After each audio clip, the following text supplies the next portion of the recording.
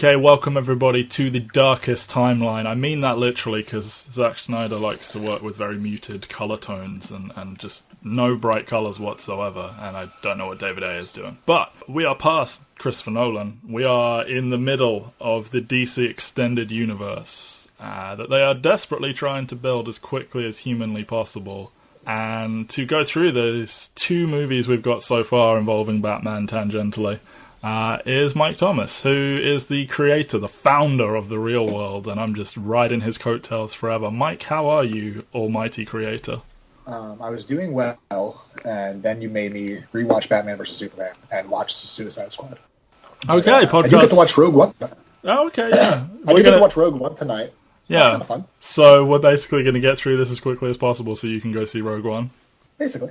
Okay, there you go. That's the kind of quality we guarantee you, the listener, to the Real World podcast. Yeah. IntoTheRealWorld.com, SoundCloud.com/Mike and Matt. Search the Real World podcast on iTunes.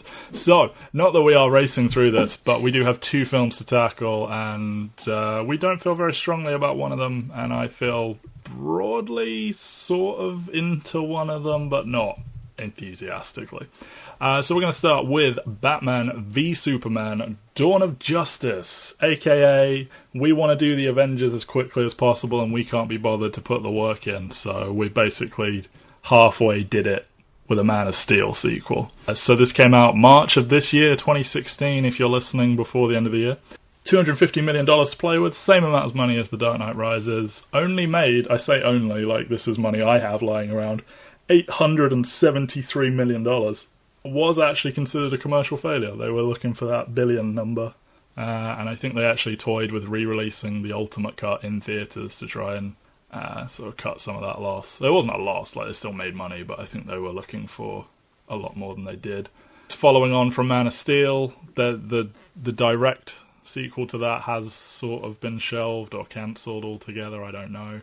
So Zack Snyder is our fearless leader, muting all those colour palettes as best he can and sucking all the fun out of things. Written by David Goyer, who is a very hit-and-miss writer in my opinion, and Chris Terrio, who wrote Argo and is writing Justice League, and that's really about all he's ever written.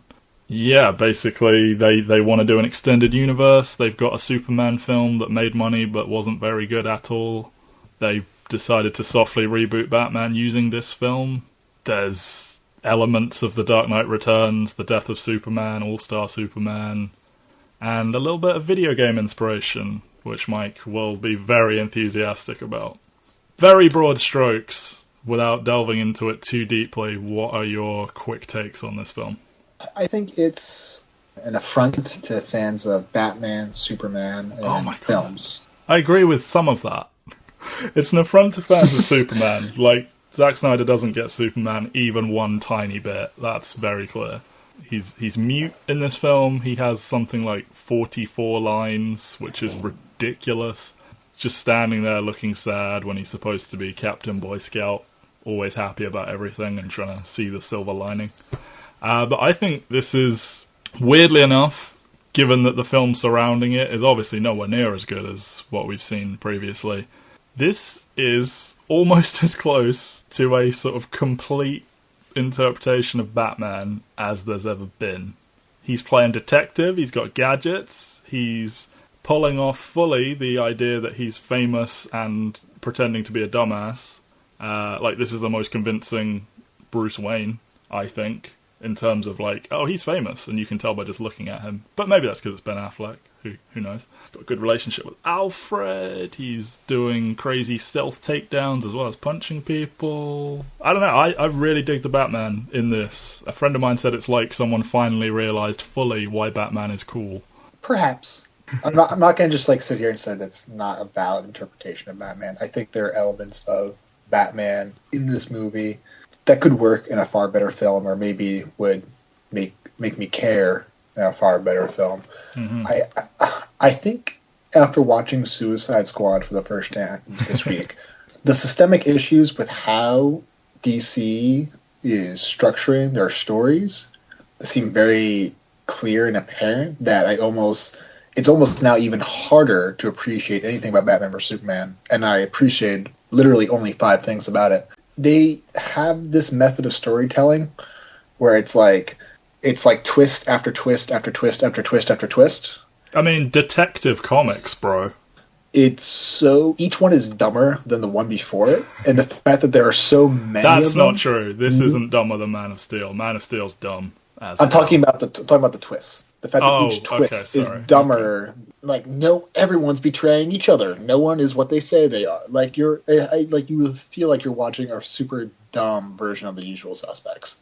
Like, nothing should be taken as it is in these movies. Like, everyone's lying to each other, or everyone's being duped by somebody. Like, it's just dumb. Like, you're not like make a straightforward story, or like bring someone in who knows how to tell a more complicated story.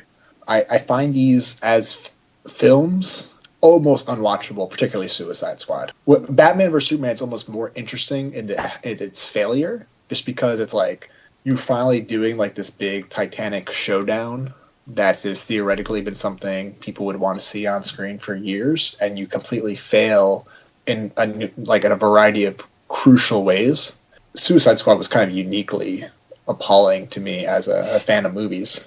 I guess to get back to the point though with Batman, I think when I first went in, I'm such a Ben Affleck fanboy, and he's also so much better than anybody else with a major role in that movie, that I was like, okay, he was much better than I thought he was. Like, there's something there. Rewatching it, seeing his scenes in Suicide Squad, I'm not sold yet. I don't think like a strong performance from Batman. I think they have some ideas about Batman that I think are interesting. Actually, despite how stupid the setup was, I think the fight scene with the goons when he's saving Martha Kent is pretty well choreographed. That is basically a live-action version of the Arkham video games. So is it? Yeah, basically. That's cool. That kind of combat. I love the brutality of Batman there. Mm-hmm. It's probably not earned in the sense that we haven't got to see this Batman's journey, who has descended into such a dark place that he is killing without care. He is branding people. He is putting people through concrete. He's assuming the absolute worst. Like, and that's like, it's okay. I think if if maybe the entire movie was focused on Batman, it'd be easier just to jump in at that point. But in general, I do like the idea of how brutal he is. Like, I think that in itself is interesting. I think how we get there, or the lack of how we get there, is more of the issue. I like how he's like, I like how he works out. Like, I like how big he is. Like, I like how that's like, these are strategies he's deciding to go with. Like, I find that interesting. Yeah. They don't do anything with it though, so in the end, it's relatively meaningless. Like, Snyder was very adamant he wanted him to be huge and almost look bigger than Superman, and they made the costume out of fabric, not body armor or anything like that. Like, Ben Affleck got enormous for this, and yeah, the workout scenes, like the sort of the caveman workout, kind of like hitting a tire with a sledgehammer, that kind of stuff, like very, very brutal. He does obviously, like, quite clearly make a decision to kill someone. He seems far more devil may care about collateral damage before that. Yeah. Like, you could make an argument, oh, maybe they survived, or he was just avoiding things and they were killing each other. He very clearly kills that final dude, and I don't think... They try and sell it as, like... Because the guy has Martha Kent hostage, and he says, I'll kill her, and he goes, I know you will. And then he shoots the flamethrower, and it blows up. What they're trying to sell there is, finally, a situation where Batman has two choices: kill or see someone else die. And he has to kill someone, finally. And it's like, I don't quite buy this as the moment that finally does it, 10 years into his career or whatever, and that's not quite there. I think they, with some tweaking, some editing, some changes here and there, I think this film... I think there's good stuff here. Like, there are enough scenes where I look at and go, this is either fine or good, and enough scenes where I think you just missed. Whereas I think there's like a far deeper problem with Suicide Squad, where like, the entire premise is fucked. I think they got closer than people give them credit for. Particularly when you watch the Ultimate Cut. I don't know if you did. I did not. You did not. Okay. I guess what I would compare it to is just like, I guess like actually just compare it even similar to like the Titanic, like the actual ship. Instead of like confronting their issues head on and plowing through them and likely maybe possibly surviving, they tried to avoid them altogether, and in the process they came very, very, very close, but instead they scraped the side of the ship and everyone died. I don't know. I agree that like some tweaks here and there maybe could make a significant difference.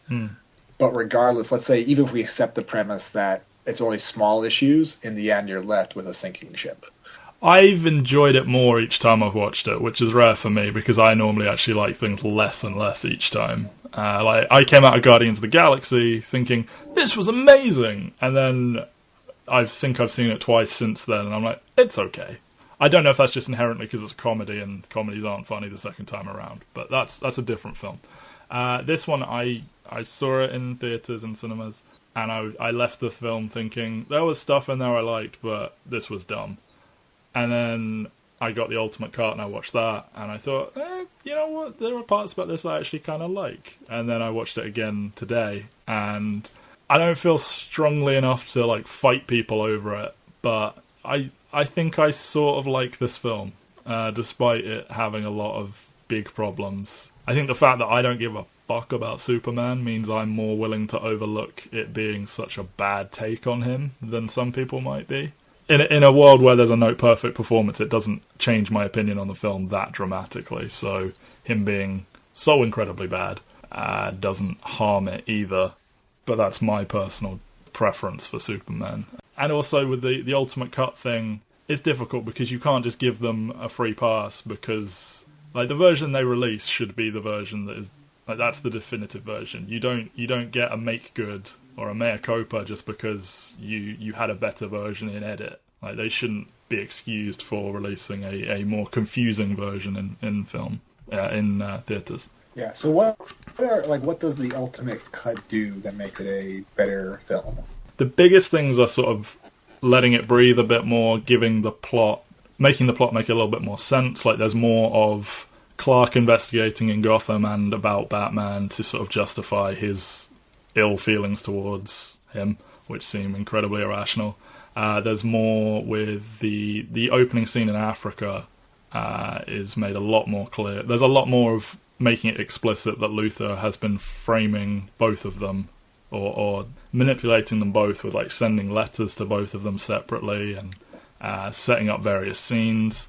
There is a scene with so you talked about Batman's branding criminals. We see a specific criminal get stabbed in prison after Luthor's henchman, the Russian dude, he pays someone off to do it. So while inarguably the branding thing is problematic, they're sort of accelerating that or forcing the issue there by directly saying, look, this guy got stabbed because he had a Bat brand.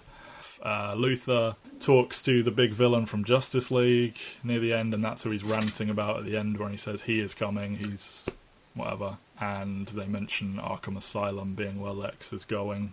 Like he's been declared insane and he can't stand trial, so he's like thinking, I've gotten away with this. But then Batman reveals that he's going to Arkham Asylum. Just listing it off like that, it isn't mind-blowing, but it is, if you just sit and watch it, it does make the whole thing make a little bit more sense. It makes things a little bit less muddy. Yeah, I mean, it definitely gives Lee some closure. It makes some things less half-assed.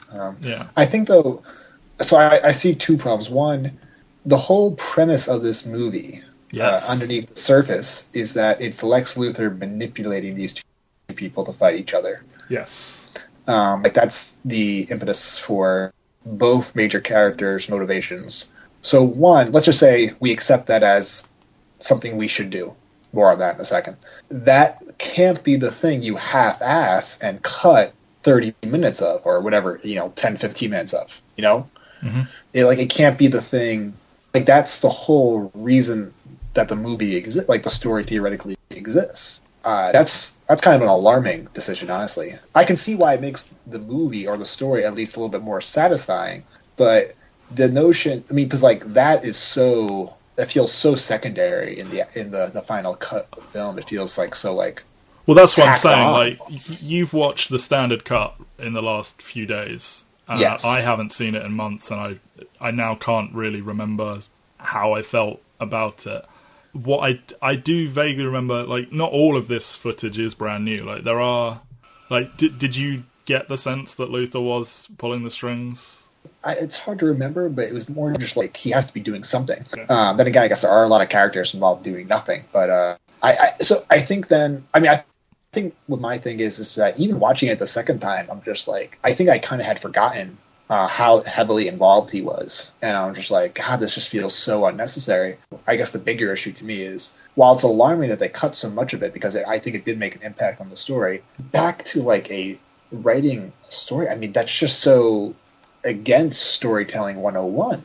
You have a movie called Batman versus Superman, and their motivations, while based somewhat genuinely in their heart, they're basically puppets to a character that we are introduced to for the first time, whose motivations are proven to be beyond cartoonishly insane. I mean, he's creating a clone alien demon because he has daddy issues, and somehow that's related to God.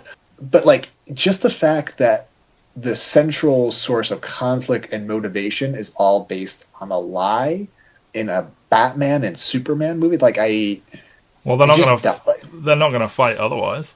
Then again, like, I know, but like, again, you're accepting the like, it's like you're making the classic Leo McGarry mistake in season 7 of the West Wing, where you're accepting the premise of the question. Like, if you don't want them to fight otherwise, then don't have them fight at all. Are you saying that they just shouldn't have done a Batman versus Superman regardless of anything? Like, this story doesn't have to exist. You can. It doesn't have to. But if you're telling Batman versus Superman, tell Batman versus Superman. For everything, for all the shit I give The Dark Knight Returns or whatever, I can't keep track of. Yeah, The Dark Knight Returns. Yeah. It is clear that Superman is coming from one worldview, Batman's coming from another worldview, and it's them making conscious decisions. Like, that's basic storytelling. This notion that they're being manipulated, and that is the first 2 hours and 5 minutes, 2 hours and 10 minutes of a 2.5 hour movie is ridiculous. I find Superman's hatred of Batman far more irrational than Batman's. I agree that in the movie, I think to me the issue is that in the movie, Batman has very genuine reasons for doing that, but learning that it's been unnecessarily tampered with by Lex just kind of ruins it. I think he's prodding more at Clark than he is Bruce. But the whole shit with the employee and the letters, that's about as far as it goes with him. Yeah, that's about as far as it goes with Batman. Like, it's far more substantial with Superman. But he also uses a Wayne employee to blow everything up. Like, I mean, and the implication is that this has been his plan all along. However much we've been privy to it, like, the premise of this movie is that Lex Luthor is trying to play puppet master. Yeah.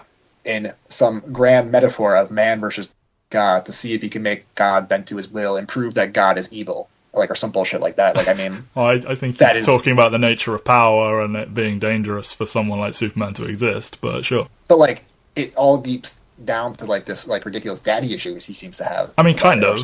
All right, you go look at Gene Hackman, Lex Luthor. It's just straight up evil finger pyramid of doom. I want all the money. Like, that's like a cartoon villain. I found this portrayal, like, he seemed like a realistically unhinged person. I'm not saying he's justified, but like, they made a conscious effort to say, hey, this is a dude who's messed up, not just, hey, I'm bad, so I must fight the good guys. Again, like, I think you just have to accept a lot of dumb premises to get any satisfaction from the story. But I think that's an issue with a lot of big blockbuster type movies. Sure. And I would say that the best ones don't have those huge premise accepting issues. You pull at this thread and the whole thing comes apart. The good ones don't have those threads. Well, or they're harder to find. Okay, well, take Lex out of it. Like, remove Lex. Like, Lex does not need to be in this story one bit. I disagree. Like, you're artificially inserting motivations that are not organically there, hugely on one side and enhancing on the other side, with a character that creates an unnecessary final act in that completely nullifies the supposed central conflict of this movie. I mean, this is like... I mean, he doesn't need to be in it, but I don't think he's a problem. Like, Blake doesn't need to be in Dark Knight Rises. But Blake is an actual character contributing to the story. Like, Luthor is an actual character contributing the story to the story. No, he's taking away from the story. Like, I just don't even...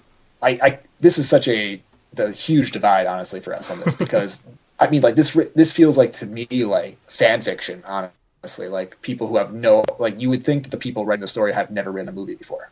That's how this comes across to me. Villains trick heroes. That's, like, standard.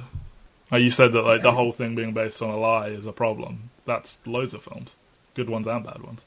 Okay, so let's go through good comic book movies or good big blockbuster movies that are based on one character playing puppet master over the other. Captain America: Civil War, The Avengers 1, Captain America 2. Okay, so let's see. Let's take them one by one. Okay. So in Captain America: Civil War, I think that is the biggest issue with that movie. But at the heart of it, though, like, so they're creating this lie for what is a dummy conflict over whatever, the Accords or whatever the fuck. But behind that truth is an even larger issue that forces them to come into conflict for real. My biggest fear with Civil War was that it was going to be versus Batman versus Superman, and they were all just going to fight a bunch of Captain America clones at the end. Like, that's what it seemed to be leading to. Instead, they deepened the conflict and made it all the more substantial and richer. That's like such a huge storytelling difference than what, that it turned out that all those Winter Soldiers at the end were dead already. No, but that conflict between Tony Stark and Captain America was there the whole time. Yeah, and it's there the whole time. Hold up. We're being manipulated, but we're being manipulated in a way that distracts from their actual issue and then makes their actual issue hurt all the more when it gets to that point. I mean, yeah, it's more elegantly written, but I still feel that they have a natural dislike that is helped along by Lex. Yes, but I'm saying go deeper with that. They basically point out how stupid it was the whole time and that it was all fake. That's my biggest issue with it's the Batman, the speed of the 180 when they sort of decide to be friends. That really needed for Bruce to like walk away dismayed, brood about it. You know, a more elegant makeup. Like the speed with which they go from Bruce trying to stab him through the heart to, all right, let's go save the day. That's way too rushed. That's bad. But I still feel that overall it's not problematic that they're lied to or manipulated. Because it is a lie. Okay, I think fair. But they do still fundamentally disagree. Yes, but that's the story you're telling for the first 2/3 of your movie, and the final third erases that. The final third is bad. Like, the Doomsday fight is just, hey, everyone, here's summer explosions. Like, yeah, that sucks. But it also erases the first 2/3 of the movie in terms of their actual conflict, because by the end, Bruce Wayne is now putting Superman up on that godlike pedestal. The whole issue here is, for 2/3 of this movie, there is this supposed conflict that is, both sides they're drawn together both by natural and unnatural being pushed together. They're being pulled together by Lex, and they're pushing against each other at the same time. Sure. That in itself, if Lex's involvement reveals their true issues with each other, whatever they are, and then that is the conclusion to the story, I don't have an issue with Lex. Because that 180 undoes any of the genuine conflict and motivations in the first 2/3 of the movie. And that doesn't even get into the fact with how they tell that first 2/3 of the movie. But to me, that is such a central chord. Like, that's the beating heart of the movie, the central motivations of our two characters. And to erase it like that, when half of it was all a lie in the first place, is just awful and irredeemable. Again, it's inelegantly handled. It's hard because, again, this is all making it sound like I think this film's great, and I don't. I'm with you in that I lean ever so slightly towards bad, but I like things about it. But I do disagree on this point. It should have been written better, and the fact that there's a whole hour after that where they're friends, and the speed with which, as I said, they come to this agreement, it does do a lot to kick the legs out from under them of what they had been attempting to build. I like those first 2/3, and then I don't like that last third. Okay. Can we talk about the Martha thing? Because, like, I feel this is the big thing everyone's... This is bothering you, clearly. Yes. This is the big joke everyone makes about this. Oh, they're made up because their mums have the same name. Their mums could have had different names and it would have still worked. Just the fact it makes it faster that they have the same name. It's that Bruce had othered Superman and seen him exclusively as an alien, and that is how he had internalized, I can kill this person. I can make peace with myself that I'm going to kill someone, even though I don't do that. Because he's an alien, he's not one of us, he's an other. like he says the line, "You're not brave, men are brave," etc., etc. And then by hearing the name Martha and hearing that it's his mother, suddenly he can't go through with it because this is actually like he's more of a person. Like he's not as alien as he wants him to be, so he can no longer make good with it. And I think that sort of challenge of his philosophy towards him is why they stopped fighting. Like, Superman had stopped wanting to fight him before that. He just is pissed off that he's being attacked, and there are parts of that fight that are dumb. Like, Superman stops at times and is, like, too consciously attempting to seriously hurt Bruce, that they fucked that up a bit. But what they were going for with, you know, Superman is, like, he's rethought it because of the severity of the situation with his mother being taken hostage and whatever, and he's coming to him with peace. And then Bruce reaching that conclusion with, oh shit, I can't actually kill this dude.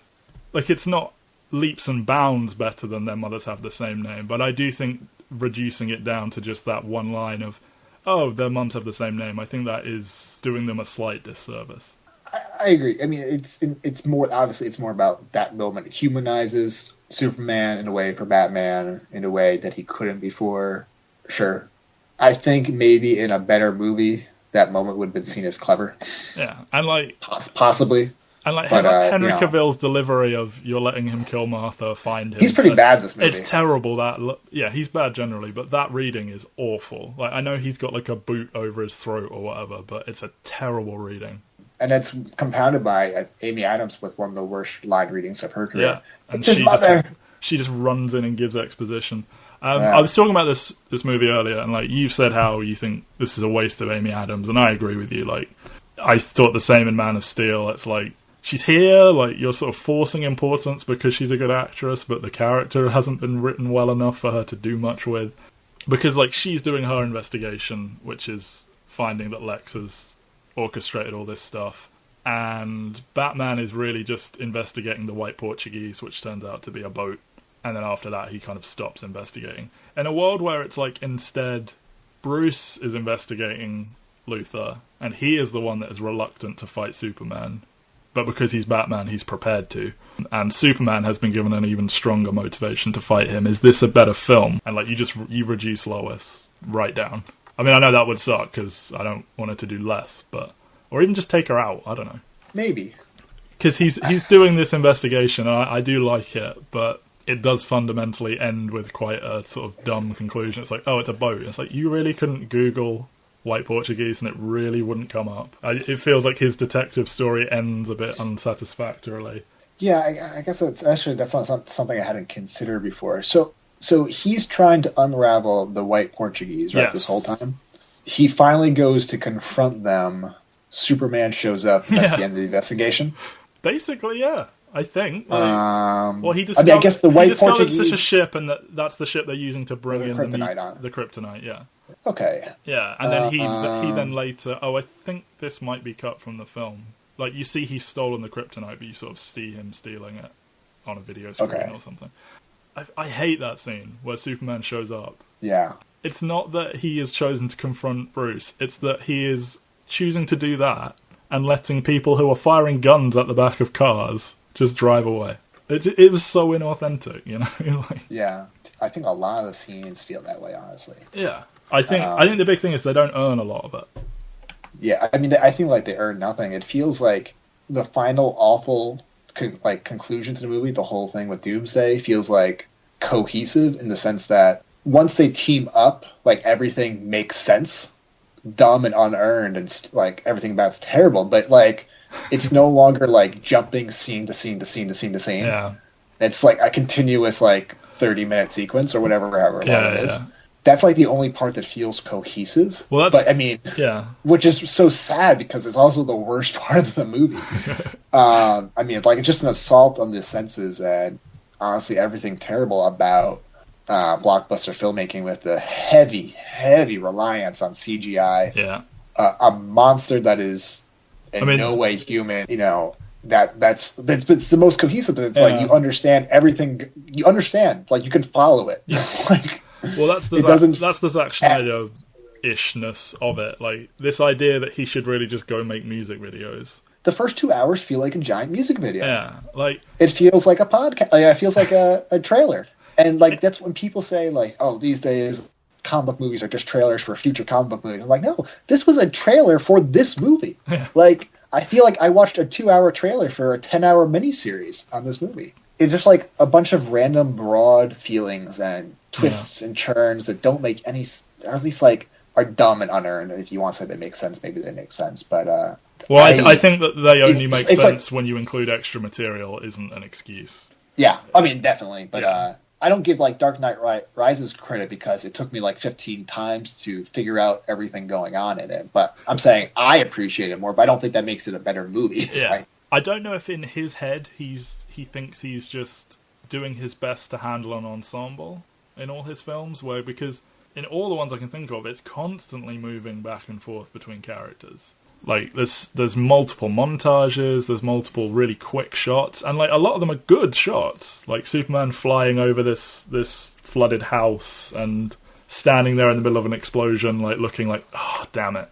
I actually did like that moment. Yeah, like they're good moments. It's just when I thought that was clever. Yeah, when you lean on them so heavily though, and don't join the dots enough, he's just not a good director. And that doesn't even get into the issues with like otherizing all of Mexico into this group of people. You know, creating a scene where Amy Adams has to be naked in a tub for some reason and just be really sad and despondent. Like I've got no problem with looking at naked ladies, but I was like, why is she naked? Why is she so naked right now? Yeah, like why? Like what? Like because she's vulnerable and she's damaged, man. What she saw in the desert, man. The whole the first 2 hours do nothing but make you roll your eyes, and then like the final half hour feels like an assault on your body.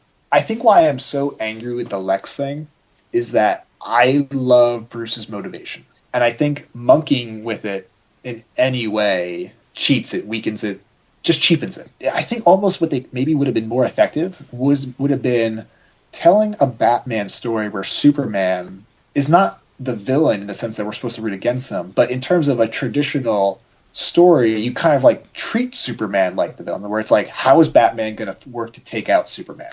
In the same way that, I don't know, you would... How is Batman going to take down Bane? How is Batman going to take down the Joker? Like, you know, like you see this movie almost exclusively from Batman's perspective, and you kind of treat Superman like the side character, which they kind of do, but there's just so much other things going on that. I don't know if that's why they had him not talk, but I couldn't believe how few lines he has when I read the number. Yeah, I think it's more in the extended, but it's still not many. No. And he's just like mopey the entire time. I hate that. Like to Batman Begins Superman in Man of Steel, I was like, okay, he's angry at the beginning. When's he gonna get fun? And he never does. And he's just this mopey little bitch the whole time. I don't want to say don't tell the story of a Superman who feels alone in the world, at least for part of the movie. Like the trailer for Man of Steel makes you think, oh, what an interesting perspective on Superman. Yeah. I never considered that before. Boring 2.5-hour movie later, never do this again. Yeah, with a dubstep cannon. You can fully tell that story. Yeah. It's just he doesn't wear things like that on his sleeve. It's more that he projects Boy Scout, and then when he is alone, he's very sad. And I think that gets to the issue with like DC needs to like run as far as fucking away from Zack Snyder as humanly possible. Mm-hmm. Because he's not a terrible idea man, like in terms of he sees things in a slightly different way than maybe you would, that is conventional. And when Marvel is so conventional, I don't think that's a bad thing. Like, I think that's a strength. But he has no idea how to execute that vision. Like, the premise of Man of Steel, that, like, Superman is this lost soul kind of wandering the earth like not Kato, but like Kung Fu. Yeah. And, like, just saving people that he runs into. And it's kind of built this legend about like what's going on, and Lois is actively searching for him instead of being this incompetent His Girl Friday, like, but the opposite, like where like in the original like His Girl Friday, like she like they were equals. I mean, as far as I remember, like normally like Lois is like this buffoon character. Like that's good. That's progress. These are interesting ways of looking at this world. Nowhere in that film is that story told effective. No. I like the idea of Drifter Superman working on oil rigs and working as a lumberjack, and then that went away, and there was suddenly him learning to fly in literally 6 seconds and murdering someone, and then the next scene he's like making sex jokes at ladies who are in the army. It's like, what is happening? Yeah, Snyder would be like a real badass cinematographer, but he's not a good storyteller. I hate his visual style, though. Really? So I don't like the color palette at all. Like, have you seen that image that's leaked of Amber Heard as Mira? I'm Googling it now. Okay. Oh God, why is there's like a before so and after fucking bleak? Yeah, there's a before and after of it where the before really? is this like, I don't know if it's real or if someone has edited the official shot, but even if that is the case, there's this beautifully colourful green costume and this beautiful water, and instead it's like the dullest green you could possibly imagine, and like so grey it looks like Scotland. But yeah, he's got way too much power over this universe. Like, he did Man of Steel, he did Batman vs Superman, he's doing 2 Justice League movies. Is he doing the second one? I think so. Or he's EP on like everything they're doing, I think. Well, yeah. I thought he hadn't committed to the second Justice League, but I could be wrong. This is pretty bleak for DC at the moment. Yeah, like, this is the thing. Like, I don't want to think that this is true, but I feel they looked at the Dark Knight trilogy, fundamentally misunderstood it, and applied that we're going to get everything gritty and realistic and bleak. That's what people love. And they did that to everything. And then people we'll get into this with Suicide Squad. People don't want that because Marvel are over there, they're doing some realistic things and human stories, but it's told and serious moments, but it is told with a general sense of brevity and levity and colour, and there's jokes and things to let things breathe. And this is just an onslaught of people looking mopey. And there's hope that, like, Ezra Miller is going to be funny in Justice League. I bet you that, like, all the jokes in the trailer are all the jokes that are in the film. And even just, like, apparently Zack Snyder shot the Flash scene in Suicide Squad. I'm just like, why is it so fucking dark? Yeah, that's why. Like, why is everything so fucking dark all the fucking time? At least there's, like, some light in Suicide Squad. Not a lot. No.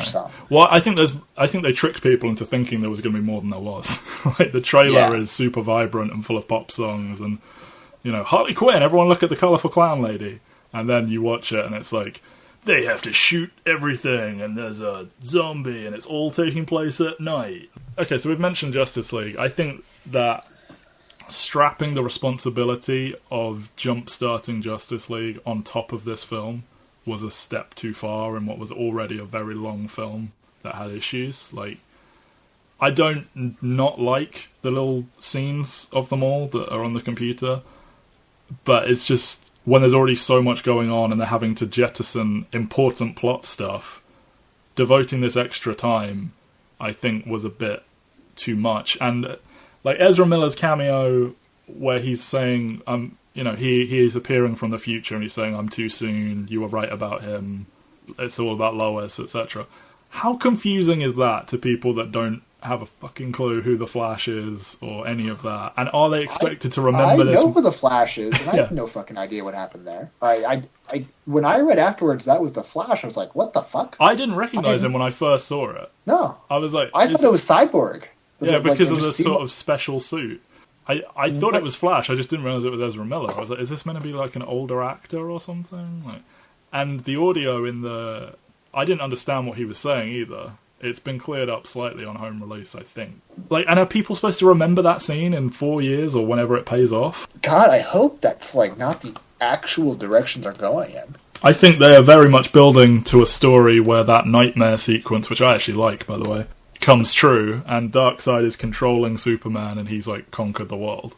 I'll let this moment transition to a few things about the movie I actually do like. Yes. Just because I actually do like the dream sequence. Mm-hmm. It's dumb in the best way possible. It looked in the trailer like it was going to be the absolute worst thing in the film. Like Batman in a trench coat with goggles. I was like, what the fuck are they doing? And I think it's actually one of the best scenes in the film. Yeah. I think it's one of my favorite fight scenes. Yeah. Like a much better director, a much better writer can convince me that this would be a fun story to tell. Yeah. In that, just it's like this trippy alternate universe type thing. And that they're so far past normal, but Batman doesn't give a fuck about killing. There's no time to worry about that now. The fucking world is over. Yeah.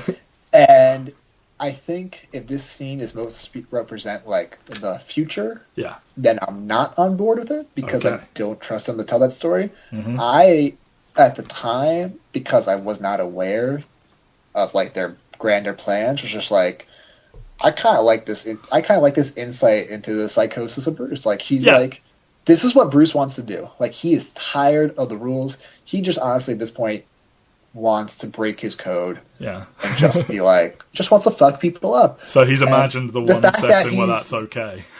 Yeah, the fact that he's not doing that and still actively choosing to do so, but we know deep down he wants it, that to me is interesting. Yeah.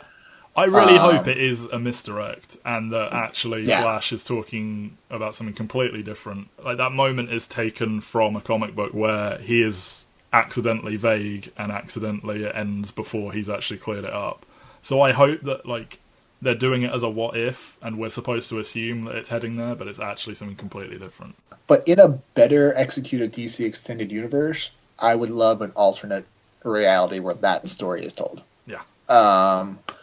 Just because I think also unlike with Christian Bale's Bruce, who was a little bit more finesse oriented with his fighting, the brutality of Batman would transfer far better to this type of apocalyptic world. Like Christian Bale's Batman would not last long in the DC extended universe, and that's a good thing for the Christopher Nolan universe because it makes it more realistic.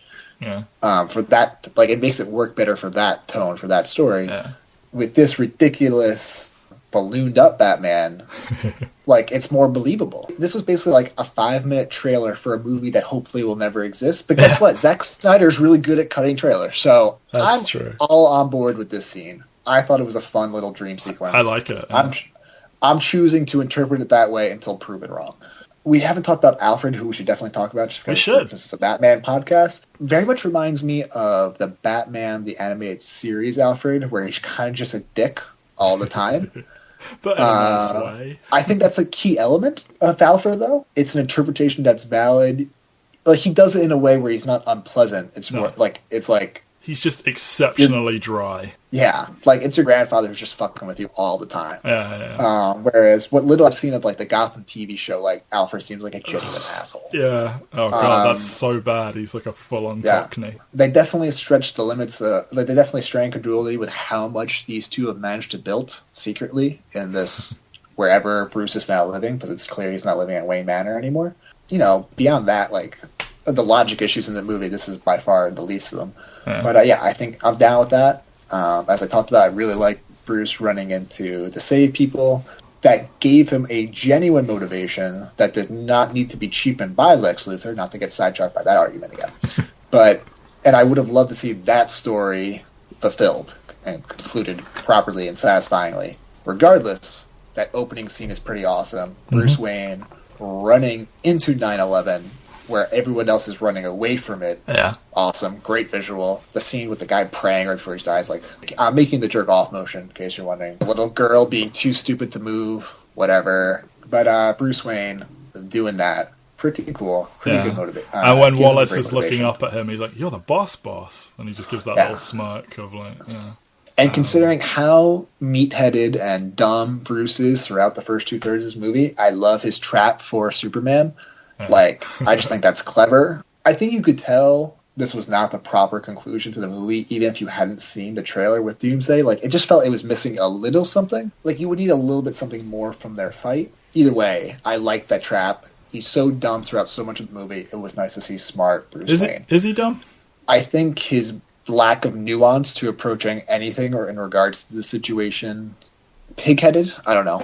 Maybe dumb's too harsh a word. I like him cloning the phone, and I like how world-weary he is. Like when he's standing in the destroyed house and he says, "I'm older now than my father ever was." You really do get the sense he's a very tired man.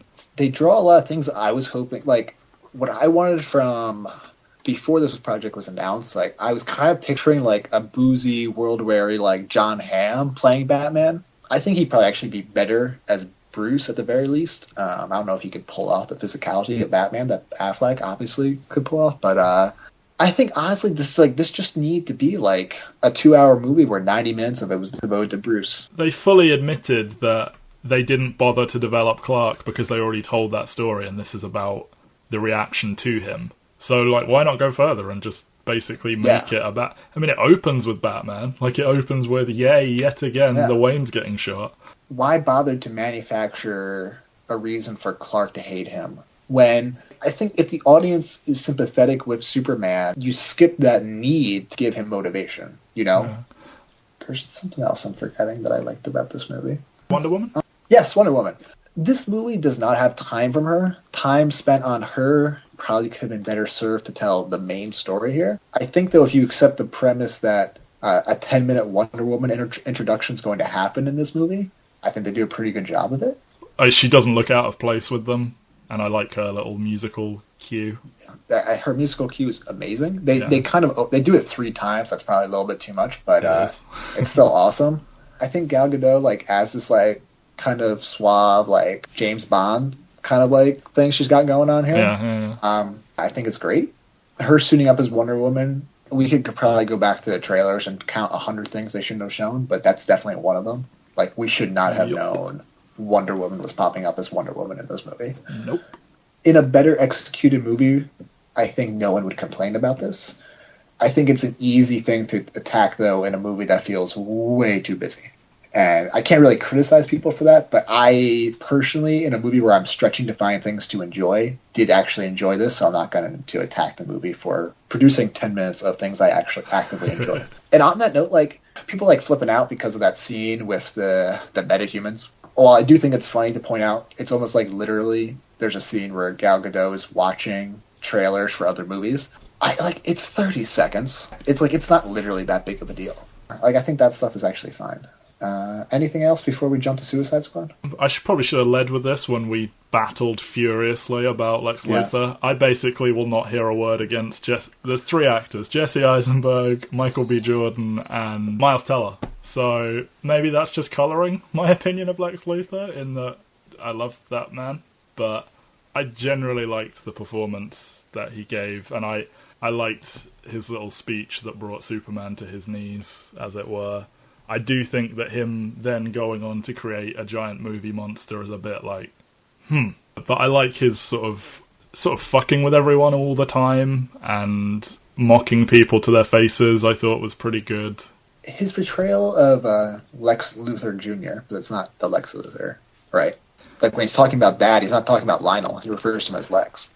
Yeah, I think it's meant to be Lionel, but they just changed him to be Lex Senior, just to really hammer that point home. I don't think he's meant to be son of the Lex Luthor we all know and are aware of. I think he's still that Lex. He's just... Okay. There was a version of Lex for decades that was just mad scientist, and then they changed it so that basically he's a racist, but not towards races, but towards aliens, and he doesn't like Superman because he's an alien. He thinks of himself as the greatest man on Earth, and then here comes this person that he will never ever be able to be in any way, and he's an alien, and he just fundamentally doesn't like that, and he's a megalomaniac and all that kind of stuff. And that's why they do this plot of like him trying to protect the planet, as it were. And he talks about devils coming from the sky above, not from the ground below, and all of that. I think that is what they're going for. Gotcha. I guess we can talk about Suicide Squad now. Yeah, I think with a focus on the big 3 characters most closely associated with Batman. First being Batman, who pops up a few times. A lot of the lines felt really awkward. We'll save Harley for last because she's actually the main character. Joker, Jared Leto. I mean, as a human being, Jared Leto seems a bit unfortunate. His behavior is inexcusable. I even think there's some credence to the speculation that, like, this is all just them pretending he was that crazy as, like, some sort of marketing ploy. Yeah, that backfired. Yeah. Like, either you're actually okay with this behavior or you're okay with pretending it's okay. Yeah. You know, like, he's either harassing people or you're making it seem like Warner Brothers is okay with him harassing people. He seems like a douchebag musician, but he doesn't seem like he's someone that's, like, mentally unwell to me, and that behaviour strikes me as that. So, yeah, I would imagine it probably was, like, a stunt that they pulled and were like, oh, no. My guess is that none of it actually did happen, or it's greatly, greatly exaggerated, because... There's no way someone doesn't walk off the set or something. Something. But anyway, his actual performance, not his supposed performance, I was shocked by how little it made me feel at all. Nothing about it to me, stood out one way or another. I did feel like there was a lot of passion behind this performance. I think he's going for just sort of like cold psychopath. And I guess that's like an okay approach. Like, I guess that's a valid approach. It didn't make me interested in him. And while I knew he did not actually die in that helicopter crash, I certainly was just like, God, good riddance. What a great... That would have been the best joke ever. Like, if that was the last I had seen of him, I would have been perfectly fine. Not because I hated him, but I just thought he was so useless, contributed nothing, and only kind of ruined Harley. Once again, like, the structural issues are so much huger than him, but in terms of even an entertainment value in scene by scene, the Joker stuff is worse than the Suicide Squad stuff, right? And here we're going to disagree. I think he's the best thing in it. Okay. I wanted more of him, and I'm actually annoyed that the alleged deleted scenes he filmed are not present anywhere. There's one extra scene where Harley is, like, begging him to love her, and he says, go away. And there's one line that is actually quite important, where he reveals that she did electroshock therapy on him while trying to treat him. In the theatrical cut, she ostensibly helps him break out, and then for no reason whatsoever, he fries her brain. Like, the small caveat that she did it to him first at least justifies that. But I think there was a narrative built ahead of time that they lent into for marketing reasons, that Joker was a huge element of this film, that he was potentially the villain of this film. Because all along they talked about Cara Delevingne as if she was a member of the Squad. And then she's revealed to be the mostly bad villain. And I think people went in expecting 40 minutes of Joker and all these big scenes and a huge fight scene between the Suicide Squad and the Joker. And instead they get a guy who is almost chasing them and is sort of a few steps behind and sort of goes through the film. Almost in the background, he's like running through corridors or something. And I think that hurt a lot. But I do generally like the take. I like this sort of heavily tattooed, like, he looks like he will hurt you in a way that Heath Ledger's performance is amazing, obviously, but you feel he's fucking with you more than he's going to actually stab you. Like, it's a chicken shit sort of character. This version seems far more physically dangerous. I like the look. I think the tattoo of damaged on the head is way too on the nose, and you could take that one out. But generally, like, it's far more of a comic book look, and he seems more dangerous. But I will agree, it does generally feel very detached and sort of unemotional, like, they're almost saying you're not supposed to care about him, he's just here. I think he could be good in a more prominent film that is more about him. He also seems a bit too human to some people, in that he is talking about having sex and he's wearing, like, gold chains and, like, he's sitting in a club, lord of his little domain. And some people prefer if Joker is basically a lone wolf force of chaos man who is not a man. He's like something more. So for some people that just rings false. I'm fine with it. Like, as long as you keep the look and the sort of demented nature of him. I think there's a danger in glamorizing this type of character while humanizing him at the same time. I don't think they're trying to glamorize him. Like, I think he seems less likable than previous Jokers, almost, because he just seems so fucking crazy. And it certainly goes a long way that he is, borderline domestically abusing Harley Quinn. Borderline. I mean, the whole thing is like this gaslighting domestic violence metaphor that this is honestly appalling on every level. And then in that where it's revealed that her innermost desire is to be this, like, housewife holding the Joker's child. It's just a complete fucking disaster. It's embarrassing, honestly. The whole film exists because Harley Quinn is an immensely popular character with, like, cosplayers and, like, Hot Topic girls in America. I'm trying to think of the British equivalent, but just, those kind of quite poserish young teenage girls. They think Harley Quinn's fucking awesome. And, like, I'm not going to tell you shouldn't like things, but that character comes with a hell of a lot of baggage and sort of conditions for it to work. It's almost like not in terms of the moral issues, but in terms of a character issue. It's kind of like Gambit, where you're just like, why is this character awesome? What about this character is awesome? It's awesome. That's all you need to know. I think if it was just two insane people who are both criminals and just like, we're going to fuck with everybody all the fucking time, I would have less of a problem with it. It's a problem because that is part of the character, in that, like, she is attached to him and he doesn't actually care about her. But you can. No. I'm not trying to defend it. Like I think domestically abused Harley is a problem, and I think there's a reason they consciously moved away from it in the comics. Okay, I was gonna say it's like they did not move away from it here. No, I know. There's a reason they've distanced themselves from it. It's like someone finally pointed out, "Hey guys, this isn't okay," and they're like, "Yeah, you know what? It's not." In the same way that I'm hoping it is a continuing trend. Someone pointed out, "Hey, maybe not all the women should have enormous boobs and like be anatomically impossible." Like, there is still a lot of that, and some artists do it more than others. But anyway, I think it's a similar thing where they've misinterpreted why Dark Knight is popular. They've done it here, and they've gone with, well, people love Harley and Mr. J, so we've got to tell that story. And I don't think they do enough to distance themselves from that side of it. Because it works well to, like, further make you disgusted with Joker, and one of the greatest Harley Quinn moments ever is there was a story where she basically got over him, and she's hospitalized, and then she sort of wakes up, and there's a flower next to her bed with a J written on it. And there's this single tear down her face, and you just realise that, like, she was free, and then because he's a fucking asshole, he, like, couldn't let her have that. Like, that's great, but, like, when you're viewing it from the other side, where Harley is kind of, I'm not saying she's a role model to teenage girls, but she is something that is put up on a pedestal to some degree. That's when it's glamorized and sexualized in an idealized, like, way.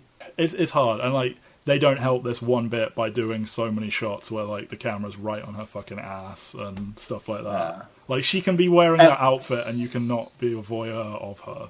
Yeah.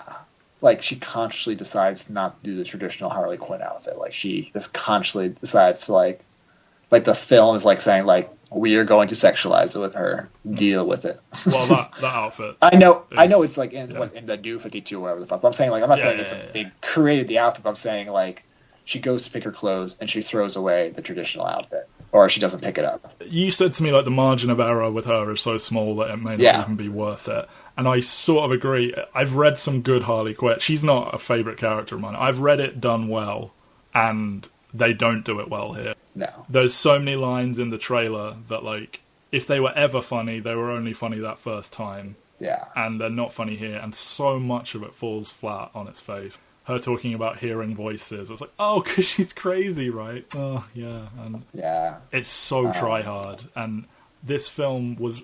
like, it was written by David Ayer in 6 weeks to meet a schedule, which is fucking appalling, quite frankly.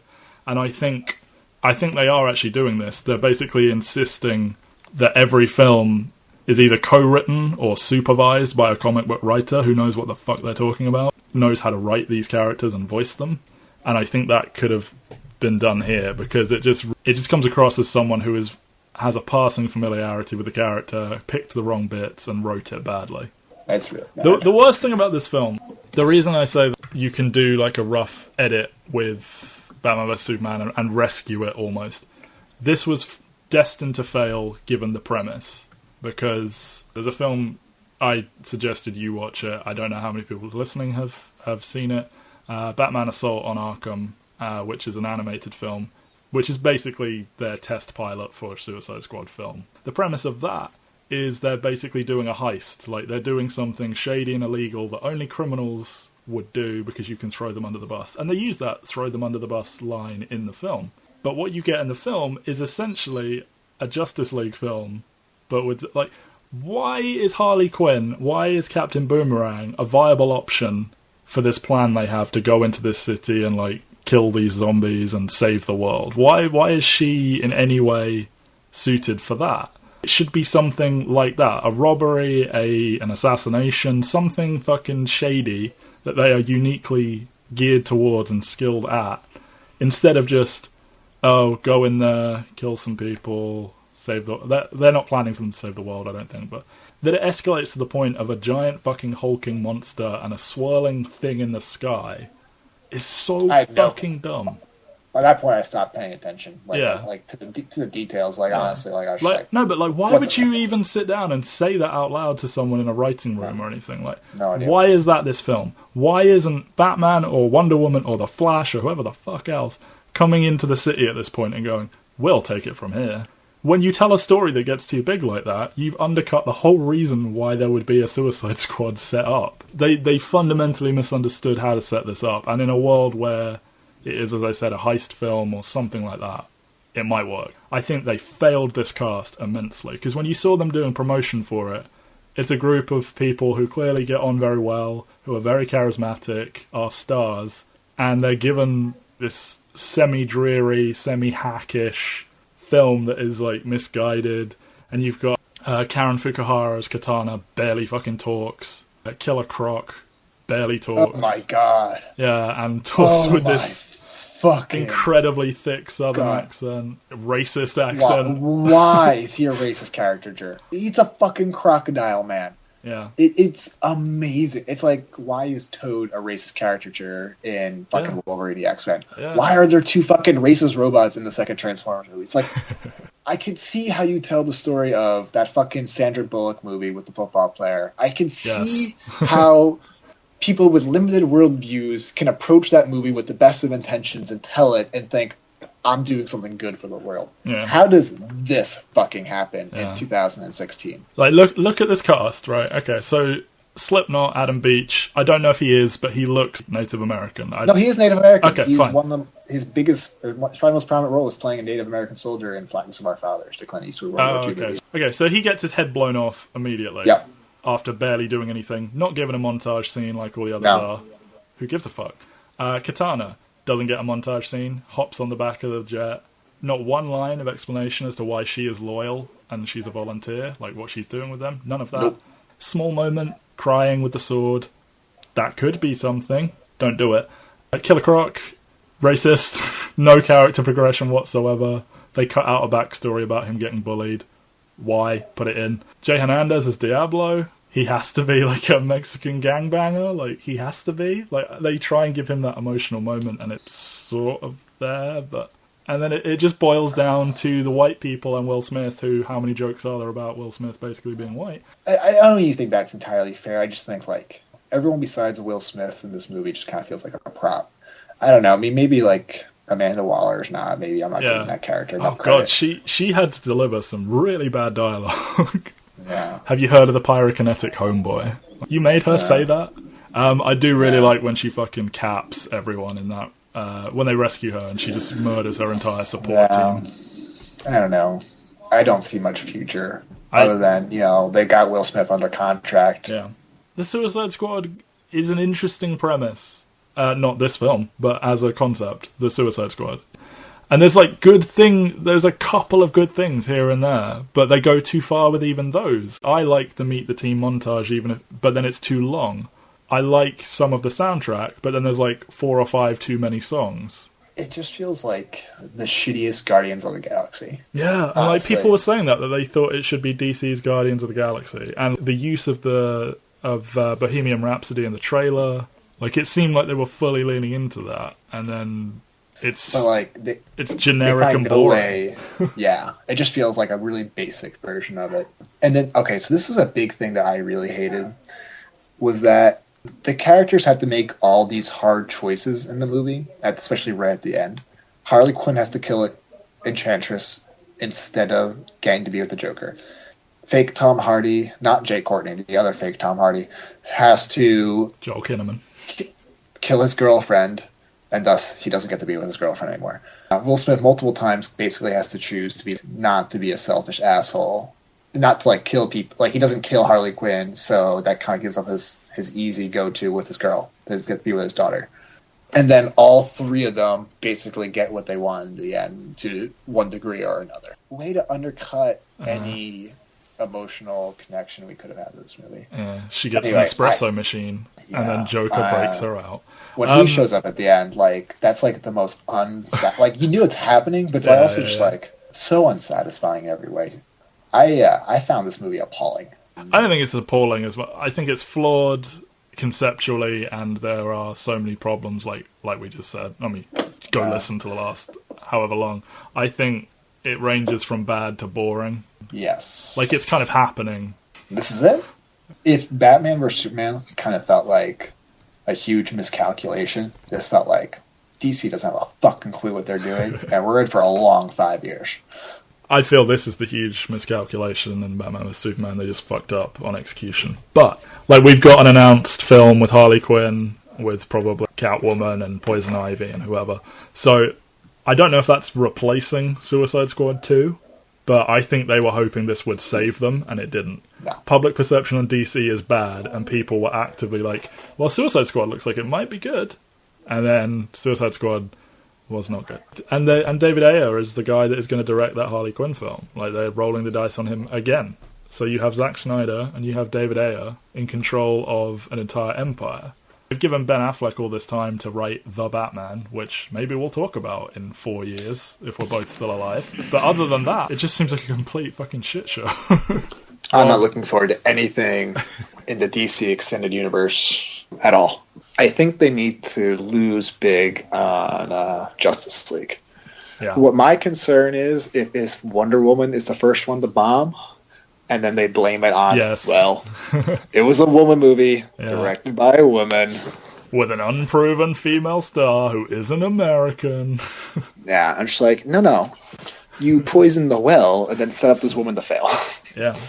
So I'm hoping Justice League I hope Wonder Woman gets by and Justice League just bombs. Because they need a wake-up call. I think they need to scrap it. I think this is kind of unsalvageable at this point. I think they just need to make standalone anthology films. Here's a good Flash movie we made up. It's got no link to anything. Make good films and don't worry about your plan. They've gone so big with the stakes. Like, this is like universe stakes already. It's like, why is Jim Gordon in one of these fucking movies? Why does J.K. Simmons look like that? But apparently he always looks like that. Like, that's just like how he works out. Shut up. No, that's what, like... He's hiding muscles like that under all his other roles? I mean, in Whiplash, he's like... He looks like he's in shape for his age, but he looks fucking insane in this Jim Gordon picture. This has been our Batman podcast, where we trash DC for quite a while. The future doesn't look bright for live-action Batman. So we're going to take a small Christmas break, and then we're going to, look at what animated stuff we can look at, because there are some quite good DC animated films out there, and we will... And of course, Batman the Animated Series, which we can't get around. I've got 3 boxes of those DVDs, and 2 of them unopened, so if I don't watch it for this, what am I going to watch them for? So I don't know, my friend. So yeah, we're going to plan some stuff. Cheer up, everyone. Like, I know this has been a dreary hour and a bit talking about these films. You can all find me on Twitter and tell me what a dumbass I am for liking Batman vs. Superman at Matt C. Waters. And Mike Thomas is available to praise for saying, the people's opinions about these 2 films at MC Thomas 216. There it is. So we'll be back, and hopefully we'll talk about something we like. Like, maybe we'll jig the schedule in such a way that we talk about the thing we both like the most next time. And, goodbye, I suppose. Bye. I torture you. Take my hand through the flame. I torture you. I'm a slave to your games. I wanna chain you up. I wanna tie you down.